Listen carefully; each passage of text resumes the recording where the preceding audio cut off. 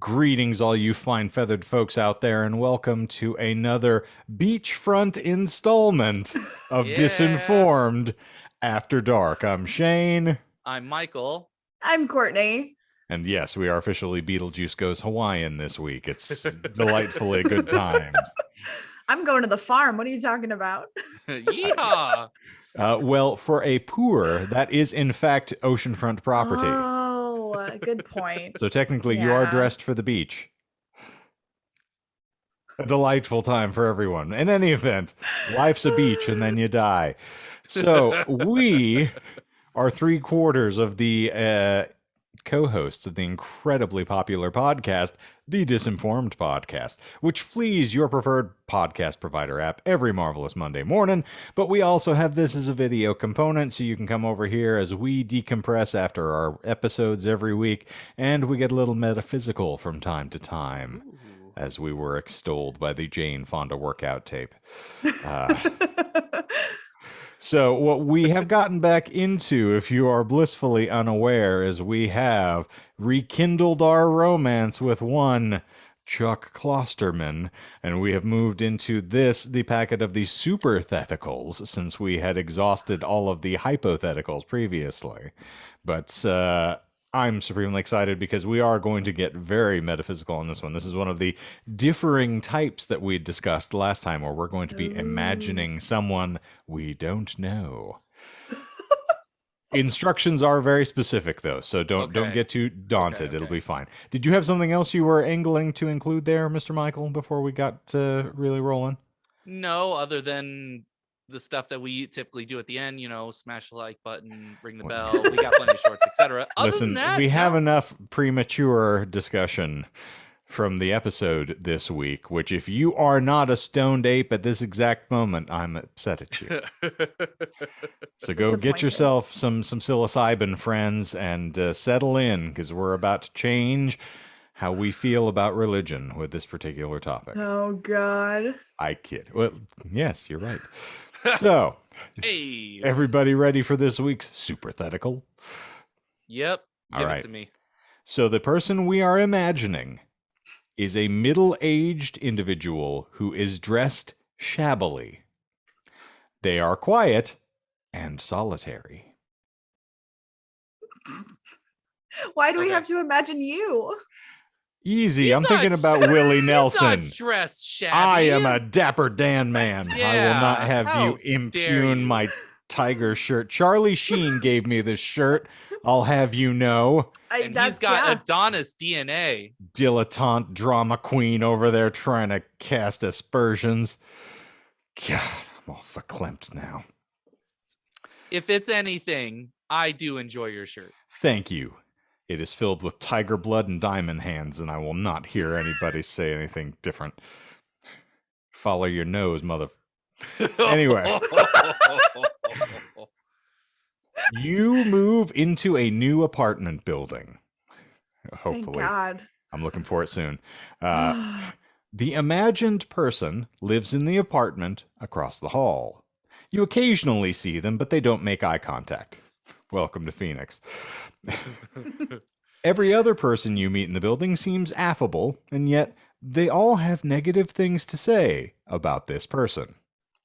They're really weird, one neighbor tells you. Stay away from that creep. He wears tiger shirts, says another. You casually speak with 10 different residents, and the only thing all 10 have in common is a negative perception of this person. None of them, however, provide any specific information about why they don't like them. Early one morning, you hear moaning from their apartment. It sounds like someone in pain. Oh. Well, okay. Important Changes. to note. All right, yes. Diamond hands. So, through the door, you ask, "Is everything all right in there?" They say they need your help, so you ask if you should call 911. They say, "No, it's not a medical issue. Please come in and help me. The door's unlocked. This is so embarrassing." So the question is, what do you do?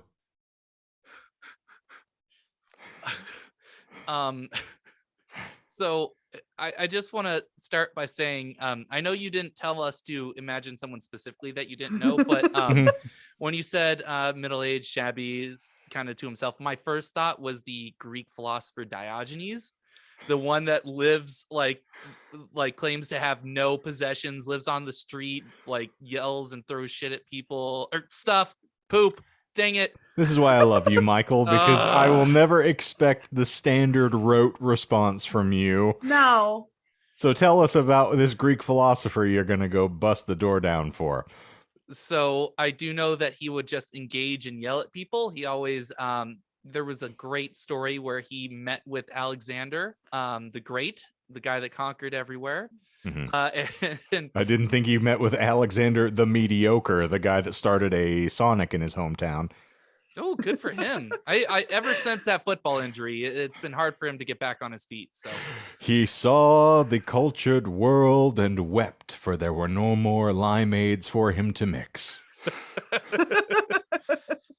but he was just a guy that didn't care what you were, where you came from. He treated you like shit like everyone else. So that explains, dang it, that explains why nobody likes him, because he's just generally, he keeps to himself because he wants to be left alone. And if you walk by him, he'll start yelling at you. I sympathize. I feel like you're talking about me right now. Yeah, except for you do live in a home as opposed to living with rabid dogs. Indeed, and I'm a very snappy dresser. Yes, unlike him, who I think typically would wear nothing. So again, another reason why the tenants wouldn't really appreciate his presence. Given what I know about Diogenes, I would probably assume that it has something to do with fecal matter. And I would still help if he's saying it's not medical and it's something I can easily do. Okay. Yeah. Good old erogenous Diogenes is in there with a bottle stuck in a particular orifice, and don't call 911. All right. Well, I appreciate. Sorry. You know, your charitable spirit, Michael, is it's very touching to me. I can understand. Thank you. So, Courtney, how about you? Who did you imagine, and what are you up to? So we had a neighbor like this at our first apartment. Okay. He would sleep out on the patio regularly. And at the time I was in college working at Starbucks. So I would have to leave at 3:30 in the morning to get to my opening shift. And he would wake up and yell at me walking to my car in the morning. And he snored like a lawnmower. So when I heard the lawnmower sounds, I knew it was safe to walk to my car. And if I could hear him mumbling, I would go around the other way to the building. And like, that's tip of the iceberg. This man tried to show me an x-ray of his pelvis one time because he had had 17 back surgeries. Like, what is he, Albert Fish? This man was horrifying to me. It's a more sophisticated penis pic, if I do say so myself. I like that you thought you were filtering dick pic. Like, that's an improvement, even though you've talked about, verbal feces here. We're going to save it for penis pic. Yeah. Okay. Sorry, Rolls Courtney, off continue. the tongue. And on the tongue as well, from my understanding. But so having had that experience with the neighbor, my first thought would be like, I might like kick open the door and like peer in, but I'm not going into their home. I'm immediately calling either like the apartment security, the apartment office, probably not the police yet, unless I look in and there's a lot of blood.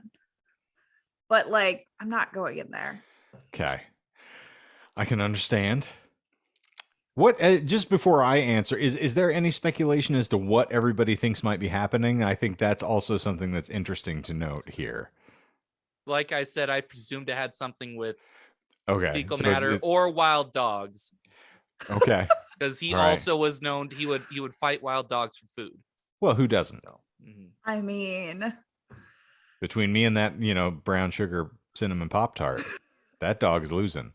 Oh yeah, I'm throwing hands. That dog ain't gonna see what's coming. Gonna catch these hands. Courtney, what do you think's happening in there? it's probably another pelvis x-ray. I can't see another one. It's help. just not. I need help pinning this up so I can see the x-ray in all detail. Do these look like halfpenny nails to you? Okay. Well, as proof positive that I was raised by cinema and I learned my not Kirsten cinema. No. Only thing that woman raises in my blood pressure. I'm still on the political kick, friends. It's staying. So because I was raised on film and I learned the lessons well, the first individual that popped to mind was the elderly gentleman from Home Alone, who is out salting the streets and winds up saving Kevin McAllister's life in the climax of the film. Spoilers, I'm sorry, the thing's older than someone on this call. So I think we can afford to get through this.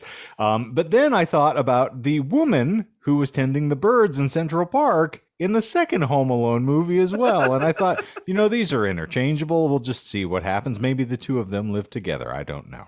But so I was taught by these films not to assess someone by whether or not they are shabbily dressed, Courtney, or, I don't like to socialize myself either. Like, personally, I have a neighbor who's, very withdrawn, who has giant signs about no solicitation, which I'm curious about what they're referring to, whether or not there were people hooking in the neighborhood, but sex work, I'm sorry.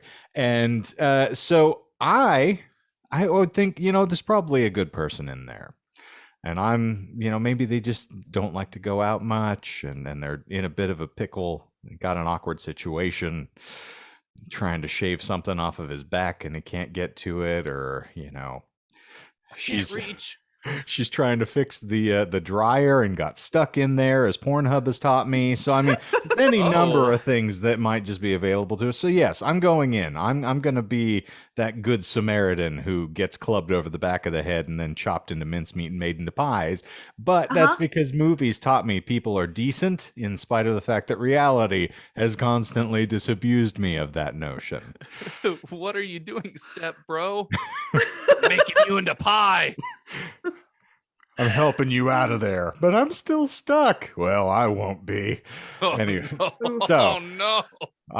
So that was our official run at one of the more involved conceptions of a superthetical. How do you feel about it this time compared to the last ones, Michael? It's good. It's less redundant on the verbiage. Yes. Okay. Yes. We'll take that. Courtney, since this is still your, you didn't get much out of the last packet, how are you feeling about this run? It's good. This one made me have weird thoughts about what goes on in Michael's brain and how he gets to where he is. That's my main takeaway from this, is the inner working of Michael's brain is something that no one can comprehend. Mm-hmm. To quote him, the inner machinations of my mind are an enigma. And that's what I was gonna say. Picture of milk falling over and spilling. So there's your SpongeBob reference. They missed an alliterative opportunity there by saying that the machinations of my mind are a mystery. He never said he was a smart person, and applies to me as well. Voiced by the same actor who essayed the role of Dauber, and or our friend Tom Cullen from the 95 version of The Stand. Really? For those playing the home game. So Patrick is Tom Cullen from Whoa. MOON. That spells SpongeBob. That's bizarre. Would you like a Krabby Patty? Laws, yes. So I think that was a delightful time, and I have proved yet again that movies are magic, and never let them disabuse you of the notion that reality isn't awful. So I think words. That is officially going to give us the old goose out the door here. But if you are enjoying these supertheticals just as much as we are, you can let us know, and Michael will tell you how. You can smash that like button, ring the bell, leave a comment wherever it is. Hit join if we have that. I don't remember if we have that, but if we do, hit join. Comment, engage, set phasers to engage. There's my incoherent rambling. Indeed. Set phasers to erect. And erect engagement. I mean, we can get that if we're on another host. Anyway, I think that is going to officially wrap this thing up. Michael, do you remember your name this week? No. Of course you don't. I'm not shocked. Well, I can check this. No. Oh, come on. Okay. So I should also mention, of course, as I said, you can find in the show notes below, there's a link tree with all of our relevant socials. Go scope us out there. We have got new episodes of this particular show winging your way every wonderful Wednesday at 10 a.m. Mountain Time. And, of course, new podcast episodes flee your preferred provider app Monday mornings. And so you can check us out anywhere you want to. Like, subscribe, stick with us. We'll keep you entertained. Free for nothing. And so for Disinformed After Dark, this week, I am the Black Blur. I am a disappointment, also known as No. Algernon Greer. Just stick with a disappointment. Okay. That's reasonable. I'll take it. I am a disappointment. And I'm the poor. But you, Ringo, are the weak. Mr. 9mm here. I'm sorry, Michael. And zippity zoop, we're out of here. Say what again?